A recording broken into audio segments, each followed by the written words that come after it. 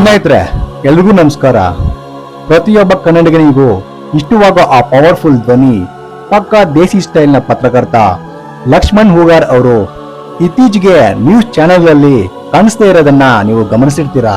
ಅವರ journey start ಆಗಿದ್ದು ಬಹಳ ಸಿಂಪಲ್ ಆಗಿ, ಆದ್ರೆ ಅವರ ಡೆಡಿಕೇಶನ್ ಮಾತ್ರ ನೆಕ್ಸ್ಟ್ ಲೆವೆಲ್ ನಲ್ಲಿತ್ತು.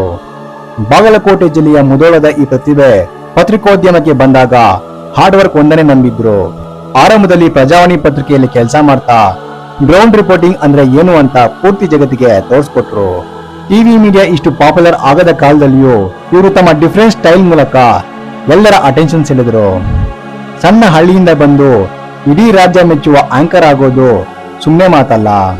ಅವರ ವಾಯ್ಸ್ ಮತ್ತೆ ಪ್ರೆಸೆಂಟೇಶನ್ ನೋಡಿ ಜನರು ಫ್ಯಾನ್ಸ್ ಆಗ್ಬಿಟ್ಟಿದ್ರು. ನಿಜಕ್ಕೂ ಅವರು ಪ್ರತಿಯೊಬ್ಬ ಯಂಗ್ ಜರ್ನಲಿಸ್ಟ್ಗೆ ದೊಡ್ಡ ಇನ್ಸ್ಪಿರೇಷನ್ ಅಂತಾನೆ ಹೇಳ್ಬೋದು. ಹಂತ ಹಂತವಾಗಿ ಬೆಳೆದು ಬಂದ ಅವರ ಲೈಫ್ ಸ್ಟೋರಿ ಕೇಳಿದ್ರೆ ನೀವು ಕೂಡ ಶಾಕ್ ಆಗ್ತೀರಾ. ಯಾವುದೇ ಗಾಡ್ ಫಾದರ್ ಇಲ್ಲದೆ ಈ ರೇಂಜ್ಗೆ ಸಕ್ಸಸ್ ಕಂಡಿರೋದು ನಿಜಕ್ಕೂ ಗ್ರೇಟ್ ಅಲ್ವಾ. ಅವರ ವೃತ್ತಿ ಜೀವನದ ಆರಂಭದ ದಿನಗಳು ಬಹಳ ಸ್ಟ್ರಗಲ್ ನಿಂದ ಕೂಡಿದ್ವು. ಆದ್ರೂ ಅವರು ಯಾವತ್ತೂ ಹೆಜ್ಜೆಯನ್ನ ಹಿಂದೆ ಇರಲಿಲ್ಲ. ಕನ್ನಡಿಗರ ಮನೆ ಮಾತಾಗಲು ಅವರು ಪಟ್ಟ ಪರಿಶ್ರಮ ಅಷ್ಟಿಷ್ಟಲ್ಲ. ಈಗ ಅವರು ಎಲ್ಲಿದ್ದಾರೆ, ಹೇಗಿದ್ದಾರೆ, ಮತ್ತೆ ಮೀಡಿಯಾ ಜಗತ್ತನ್ನ ಯಾಕೆ ಬಿಟ್ರು ಅನ್ನೋದರ ಬಗ್ಗೆ ಪೂರ್ತಿ ಮಾಹಿತಿಯನ್ನ ಈ ವಿಡಿಯೋದಲ್ಲಿ ತಿಳ್ಕೊಳ್ಳೋಣ ಬನ್ನಿ. ಸ್ನೇಹಿತರೆ, ಲಕ್ಷ್ಮಣ್ ಹೂಗಾರ್ ಅವರ ಕರಿಯರ್ ನೋಡ್ತಾ ಹೋದ್ರೆ ನಮ್ಗೆ ಸಿಗೋದು ದೊಡ್ಡ ದೊಡ್ಡ ಪರ್ಸನಾಲಿಟಿಗಳ ಇಂಟರ್ವ್ಯೂಗಳು. ಅವರು ಇಂಟರ್ವ್ಯೂ ಮಾಡದ ದೊಡ್ಡ ಲೀಡರ್ ಇಡೀ ಕರ್ನಾಟಕದಲ್ಲೇ ಇಲ್ಲ ಅನ್ಸುತ್ತೆ.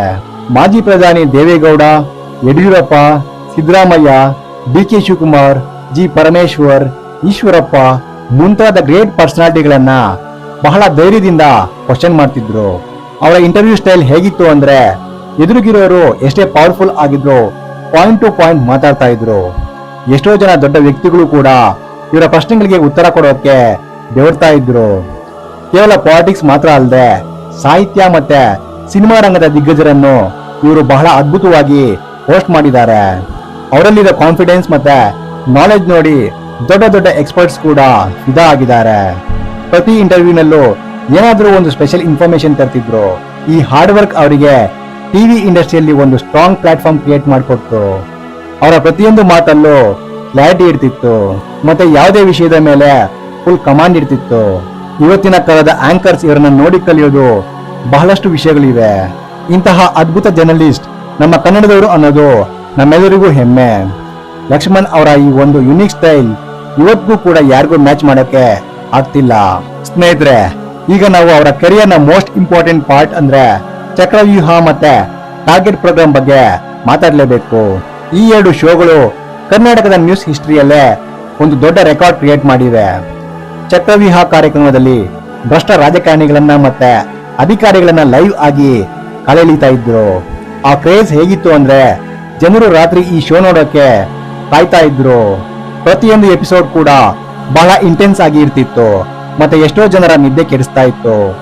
ಟಾರ್ಗೆಟ್ ಶೋ ಮೂಲಕ ಸಮಾಜದಲ್ಲಿರೋ ಅನ್ಯಾಯಗಳನ್ನ ಬಯಲಿಗೆ ಎಳೆಯೋದು ಅವರ ಮೇನ್ ಗೋಲ್ ಆಗಿತ್ತು. ಈ ಶೋಗಳ ಮೂಲಕ ಅವರು ಕಾಮನ್ ಮ್ಯಾನ್ ಪರವಾಗಿ ಧ್ವನಿ ಎತ್ತಾ ಇದ್ರು.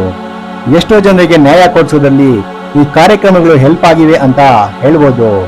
ಅವರಲ್ಲಿರೋ ಆ ಒಂದು ಇನ್ವೆಸ್ಟಿಗೇಷನ್ ಸ್ಕಿಲ್ಸ್ ಯಾರಿಗೂ ಬರೋದಿಲ್ಲ. TV9 ಕನ್ನಡ ಚಾನೆಲ್ ನಲ್ಲಿ ಈ ಶೋಗಳು TRP ಕಿಂಗ್ ಆಗಿ ಮೆರೆದಿದ್ವು. ಪ್ರತಿಯೊಬ್ಬ ವ್ಯಕ್ತಿಯೂ ಕೂಡ ಈ ಕಾರ್ಯಕ್ರಮವನ್ನ ಮಿಸ್ ಮಾಡದೆ ನೋಡ್ತಾ ಇದ್ರು. ಇದರಲ್ಲಿ ಅವರು ತೋರಿಸ್ತಾ ಇದ್ದ ಧೈರ್ಯ ನೋಡಿ ಇಡೀ ಕರ್ನಾಟಕವೇ ಸಲ್ಯೂಟ್ ಹೊಡಿತಾ ಇತ್ತು. ರವಿ ಬೆಳಗೆರೆ ನಂತರ ಇದೊಬ್ಬ ಮಾಸ್ ಲೀಡರ್ ತರಹ ಜರ್ನಲಿಸಂ ಮಾಡೋದಕ್ಕೆ ಇವರು ಸಾಕ್ಷಿಯಾಗಿದ್ರು.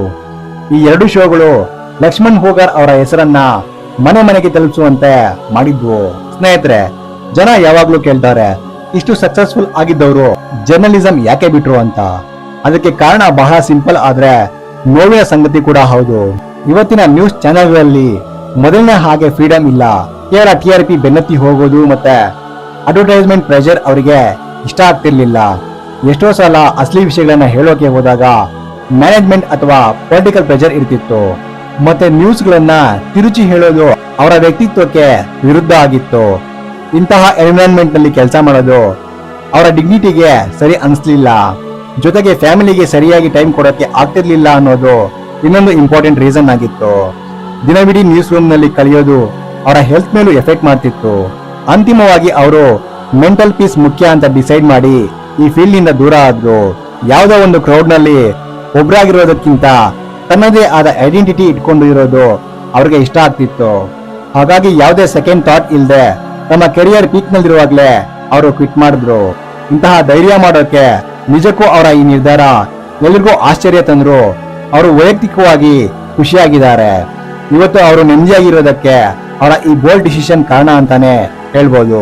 ಸ್ನೇಹಿತರೆ, ಪತ್ರಿಕೋದ್ಯಮಕ್ಕೆ ಗುಡ್ ಬೈ ಹೇಳಿದ ತಕ್ಷಣ ಲಕ್ಷ್ಮಣ್ ಹೋಗರ್ ಅವರು ತಮ್ಮ ಹಳ್ಳಿಗೆ ಮರಳಿದ್ದಾರೆ. ಇವತ್ತು ಅವರು ಒಬ್ಬ ಸಿಂಪಲ್ ರೈತನಾಗಿ ತಮ್ಮ ಹೊಲದಲ್ಲಿ ಕೆಲಸ ಮಾಡ್ತಾ ಲೈಫ್ ಅನ್ನ ಎಂಜಾಯ್ ಮಾಡ್ತಾ ಇದ್ದಾರೆ. ಪ್ರಕೃತಿಯ ಮಡಿಲಲ್ಲಿ ಕೃಷಿ ಮಾಡೋದ್ರಲ್ಲಿ ಸಿಗೋ ಸುಖ ಮತ್ ಯಾವ AC ರೂಮ್ ಅಲ್ಲಿ ಸಿಗಲ್ಲ ಅಂತ ಅವರು ನಂಬಿದ್ದಾರೆ. ಸ್ನೇಹಿತರೆ, ಈ ವಿಡಿಯೋ ನಿಮ್ಗೆ ಇಷ್ಟ ಆಗಿದ್ರೆ ಲೈಕ್ ಮಾಡಿ, ಶೇರ್ ಮಾಡಿ ಮತ್ತೆ ಸಬ್ಸ್ಕ್ರೈಬ್ ಮಾಡಿ. ನಮಸ್ಕಾರ.